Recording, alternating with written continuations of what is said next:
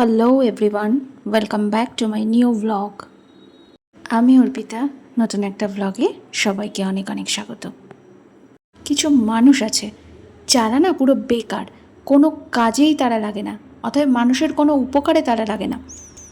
এই সমস্ত মানুষগুলোর কাজই হচ্ছে অন্যের ঘাড়ে বসে বসে খাওয়া আর উল্টে তাদেরকেই ডোমিনেট করা। নিজেদের তো কোনো মান সম্মান থাকেই না, অন্যের ঘাড়ে বসে বসে খায়, নিজেরা কাজ করে খাওয়ারও চেষ্টা করে না।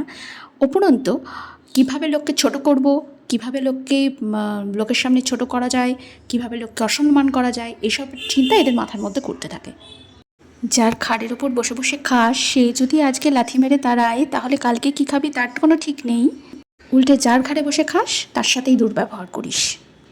এই ধরনের মানুষগুলোকে মনে হয় জাস্ট উল্টো করে ঝুলিয়ে পেছনে গরম শিক ঢুকিয়ে দিই।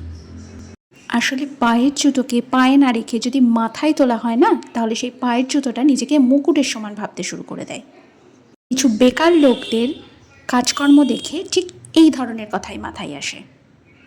কেউ যদি তার প্রয়োজনের অতিরিক্ত সম্মান পেয়ে যায় তাহলে সে সেটার মিসইউজ করে, কারণ সে সেই সম্মানটার যোগ্য নয়।